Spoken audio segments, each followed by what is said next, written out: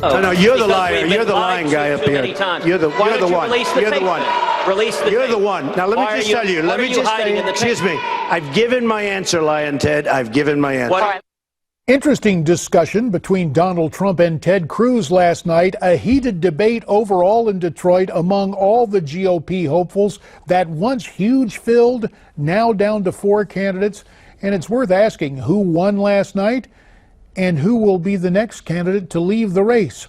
Let's discuss it now with our panel. Skyping in from New York City, the former Lieutenant Governor of New York, Betsy McCaughey, and joining us from Newsmax New York, noted radio and TV commentator and steadfast denizen of the left, Ellis Henican.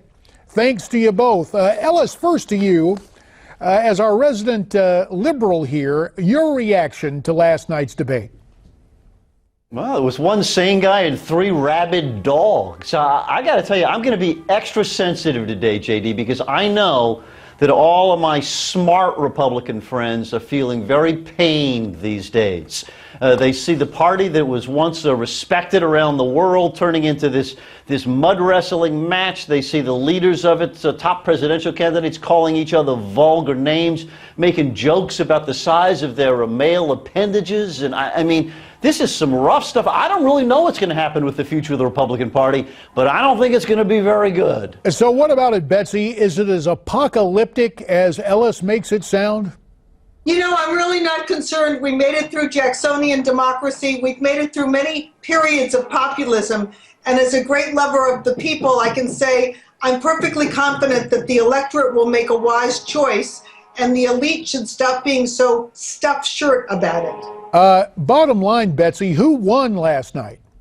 Well, there were a couple of big winners. Obviously, Donald Trump won. He was still standing despite being pummeled by 6 people. He showed a lot of stature, a lot of resilience. Ted Cruz was also exceptionally good last night, although everyone knows he's a champion debater and always performs well. And John Kasich did very well in addition. The only person who was a letdown was Marco Rubio, but that's because expectations had been so high at the outset. Ellis, you intimated this earlier, talking about one sane candidate. My old colleague in the House, John Kasich, getting a lot of praise today. I believe he described himself as the only adult on last night's debate stage. What about Kasich and his prospects?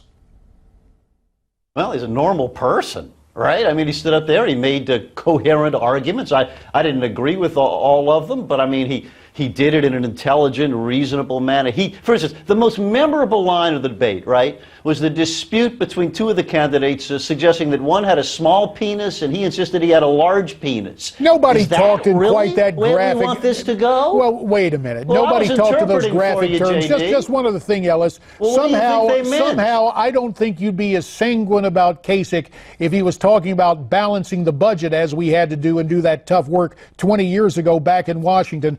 Listen, JD, the point I'm making, and let me make it clear in case there's some confusion about it.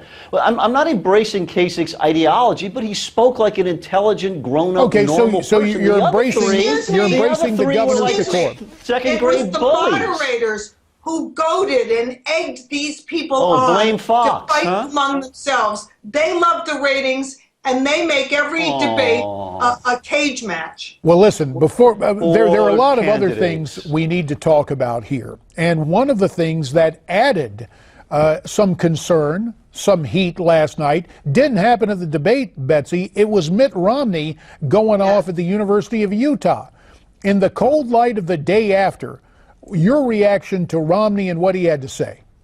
Well, he's launched an enormous new American movement. Losers against Trump. He's got himself, he's got John McCain, he's accumulating all these Republican has-beens who couldn't win themselves, so now they're standing up to somebody who appears to be winning. It may be all over after another couple of days. It appears as if Donald Trump may sweep all the states this weekend. Well, we will see what happens tomorrow and then again on Tuesday. But before we get there, Ellis, I know it must be delicious to take a look at dissension amongst Republicans. But on the Democratic side, kind of interesting what happened this morning.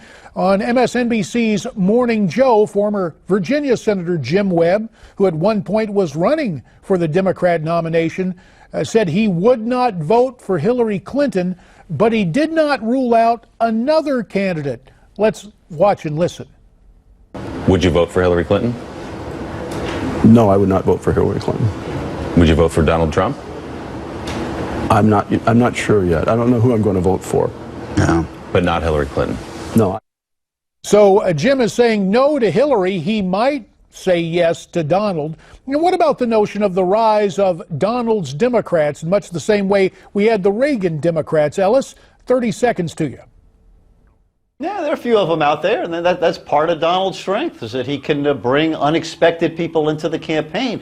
But I mean, a far, far, far bigger issue is my concern for you guys. I mean, smart, serious, conservative Republicans. This has got to be very, very painful for both of you all, and my heart really goes out to you. You know, Ellis, your compassion is overwhelming, but we expect nothing less. Betsy, final 20 seconds to you for the rise of Donald Democrats. Democrats have a far bigger problem. Their lead candidate is raging a war on whites, a war against whites and particularly white men. And those are the people who are moving over to support the Republicans. They don't want any more racial quotas, affirmative action, and speeches from Hillary Clinton, that we have to demonstrate more humility. Betsy McCaughey and Ellis Henican, we thank you both, and we think we heard the strains of a siren.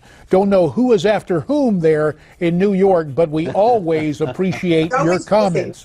Yes, indeed. Well, you heard what they had to say, and obviously there is much more discussion ahead. We'd love to get your comments. Send them to me at newsmaxtv.com/comments. More discussion about the debate after this.